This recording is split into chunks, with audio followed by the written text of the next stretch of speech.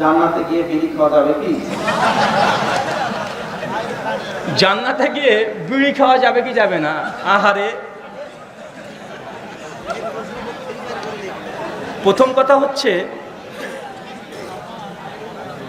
জান্নাতে আপনার যে সাইকোলজি, মানসিক অবস্থা দুনিয়াতে যেমন আছে ওখানে তেমন থাকবে না। দুনিয়াতে যেমন পাপ করার প্রবণতা আছে, জান্নাতে কোনো পাপ করার প্রবণতা থাকবে না। ওই নাফসই থাকবে না, নাফস পরিষ্কার থাকবে। কথা বুঝতে পারছেন? তাই কোনো হারাম, কোনো চাহানি, হারাম কিছু চাওয়া পাওয়ার আশা জান্নাতে এমন নাফস থাকবে না। আর এমন নাফস থাকলে জান্নাতেই না, আপনি জাহান্নামী। কথা বুঝতে পারছেন না ভাইজান? জান্নাত যেটা, সে মানুষরা প্রবেশ করবে, ওখানে তাদের হৃদয়কে আবার ফিল্টার করা হবে। সেখানে পাপ করা কোনো প্রবণতা একদম থাকবে না, কোনো হিংসা থাকবে না, বিদ্বেষ থাকবে না। যদি হিংসা বিদ্বেষ থাকে তো বিড়ি খাওয়া তো দূরের কথা, যদি হুর পেয়ে যান বউ তো আপনাকে জান্নাতে মারামারি শুরু করে দিবে। তাই জান্নাতে এমন হৃদয় থাকবে না। মানে এখানকার মানসিকতা আমরা যেটা মানে চিন্তা করছি, ওর মানসিকতা এক নয়। এখন মনে করছেন যে দুনিয়াতে তো এখানে তো আমাদের বিড়ি খাওয়ার নেশা হয়, জান্নাত হবে কি, এরকম নেশার চিন্তাই আসবে না আপনার। কথা বুঝতে পারছেন? কারণ জান্নাতে তখন আপনি এই চিন্তা থাকবে না। শুকরিয়া। মৃত ব্যক্তিকে কি কবরে সালাম দেওয়া যায়? মৃত ব্যক্তিকে কি কবরে সালাম দেওয়া যায়? জি, যাই। যখন কবরস্থানে ঢুকবেন তখন কবরস্থানের যে দোয়া আছে ওটাই মৃত ব্যক্তির জন্য সালামের দোয়া। শুকরিয়া। বাবার দ্বিতীয় বিয়ে করা বউকে কি মা বলে ডাকা যায়? বাবার দ্বিতীয় স্ত্রীকে কি মা বলে ডাকা যাবে? যাবে, কোনো সমস্যা নেই। সাহাবায়ে একরাম কি কোনো মাযহাব মানতেন?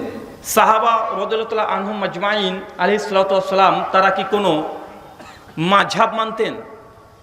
আসলে এটা নিয়ে আলোচনা করতে গেলে দীর্ঘ আলোচনা হয়ে যাবে। এই বিষয়ে আমার একটা বই, লেখা বই আছে, তাকলিদ, বিভ্রান্তি, নিরাসন। ওই স্টেজে ডান দিকে আছে। আর আমি মনে করি যে প্রশ্নগুলো আপনারা করছেন তার অধিকাংশ, কারণ যেহেতু ফিল্ডে আছে আমরা জানি আপনারা কী প্রশ্ন করবেন, তাই সেই বিষয়গুলোর উপরে স্বতন্ত্র বই রচনা করা হয়েছে আগে থেকেই, যেন এগুলো নিয়ে গবেষণা করলে উত্তর পাবেন। প্রথম কথা, মাযহাব যেটা আমরা বলছি, এই মাযহাবের উৎপত্তি কি আমরা অনেকে এটাই জানি না। ছোট্ট করে তারপরে বলি, আমাদের সমাজে কোন মাযহাব বেশি আছে? হানাফি মাযহাব। ওদেরকে জিজ্ঞাসা করেন যে আপনি হানাফি কেন, হানাফি কে, ও বলতে পারবে না। হানাফি আবার কি তাই বলবে?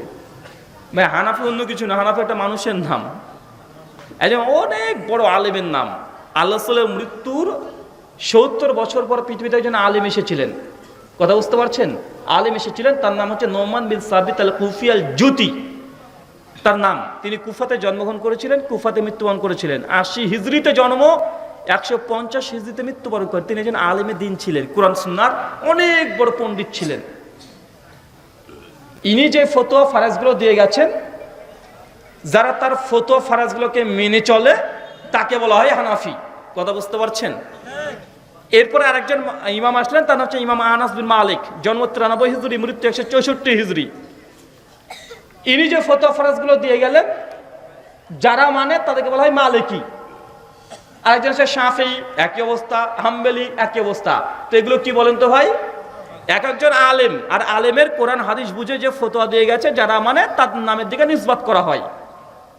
শেখ শাহুলিল্লাহ মুহাদ্দিস দেহলভী, বিখ্যাত হানাফি বিদ্বান, ১১৭৬ হিজরিতে মৃত্যুবরণ করে। ওনার একটা কালজি গ্রন্থ আছে আল হুজ্জাতুল্লাহিল বালেগা, প্রথম খণ্ড ১৫২ পৃষ্ঠায় তিনি লিখেছেন, জেনে রাখো এই মাযহাব তাকলিদের সাক্ষী, এটা শুরু হয়েছে আল্লাহ নবীর মৃত্যুর ৪০০ বছর পর। কত বছর পর? ৪০০ বছর পর। ইমাম হাজাম আল মুহাল্লার মধ্যে তিনি বলেছেন ৪০০ বছর পর তাকলিদের সাক্ষী, তথা মাযহাবকে, এক মাযহাবকে মানতে হবে বাধ্য, এই কথা প্রচলিত হয়েছে। ইমাম ইবনুল কাইয়্যিম আজ-জাওজাই আল ইলামুল মুওয়াক্কিন, প্রথম খণ্ড ২০১ পৃষ্ঠায় তিনিও বলেছেন, চতুর্থ শতকের মানে ৪০০ বছর পরে যে কোনো একটা মাযহাবকে মানতে হবে, এই বিদআত, এটা ৪০০ বছর চালু হয়েছে। কথা বুঝতে পারছেন? এখন মাযহাব মানা যদি বাধ্যতামূলক হতো, তো মাঝপথে যে ৪০০ বছর পর্যন্ত কেউ মাযহাবই পায় নাই, পেয়েছে? ৪০০ বছর না ধরেন, আল্লাহ রাসূল ১১ হিজরিতে মৃত্যুবরণ করে, ইমাম আবুল পা ৮০ হিজরিতে জন্মগ্রহণ করেন। তাহলে আল্লাহ রাসূলের মৃত্যুর প্রায় ৬৯ বছর পর আবু হানিফা রাহিমাহুল্লাহ প্রথম ইমাম তিনি জন্মগ্রহণ করছেন। তো মাযহাব মানা যদি ফরজ হয়, এই যে মাঝখানে যে ৭০টা বছর, ওই সময় মানুষরা কোন মাযহাব মেনেছে? কথা বলে কোন মাযহাব ছিল সেই সময়? ছিলই না। তো মেনেছে কি? মেনেছে কোরআন আর হাদিস। কি মেনেছে? আল্লাহ কোরআনে যা বলেছে, মা আতাকুম রাসূলু ফাখুযুহু ওয়া মা নাহাকুম আনহু ফান্তাহু, আমার নবী তোমাকে যা দেয় তা গ্রহণ করো, আর যা দেয় নাই তা বর্জন করো। সূরা হাশর আয়াত নম্বর 7, সুনান ইবনে মাজাহ হাদিস নম্বর 1। আল্লাহ বারবার কোরআনে বলছেন, ইয়া আইয়ুহাল্লাযীনা আমানু, হে বিশ্বাসীগণ, আতিউল্লাহ, আল্লাহর আনুগত্য করো, ও আতিউ রাসূল, রাসূলের অনুসরণ করো। সূরা নিসা সূরা নম্বর 4 আয়াত নম্বর 59, আয়াত নম্বর 65, আয়াত নম্বর 80, সূরা আনফাল আয়াত নম্বর 1, 20, 46, সূরা আলে ইমরান 31, 32, 132, সূরা নূর 54, 63, সূরা আহজাব 33, কমপক্ষে 25টা আয়াত আছে কোরআনে। আল্লাহ বারবার বলছে যে আতিউল্লাহ, আতিউ রাসূল, নবীকে মানো আর আল্লাহকে মানো। এটা হচ্ছে মুসলমানদের মানার মানদণ্ড। কোনো মাযহাবকে অন্ধভাবে মানতে হবে এই কথা সঠিক নয়। বিস্তারিত জানার জন্য আমার এই তাকলিদ বিভ্রান্তি নিরাসান এই বইটা পড়তে পারেন। আমরা মাযহাব কেন মানি না, প্রায় 50-এর অধিক কারণ দেওয়া হয়েছে। এবং যারা বলে আমরা মাযহাব মানি, কেন মানে, যে যুক্তিগুলো দলিলগুলো দিয়েছে, পাল্টা সেগুলোকে অ্যান্টিভেনাম টিট ফর ট্যাট জবাব দিয়ে খণ্ডন করা হয়েছে। বইটা নিয়ে গিয়ে বাড়িতে পড়বেন, ইনশাআল্লাহ এই বিষয়ে পড়ে সম্পূর্ণ পরিষ্কার ধারণা পাবেন। শুকরিয়া।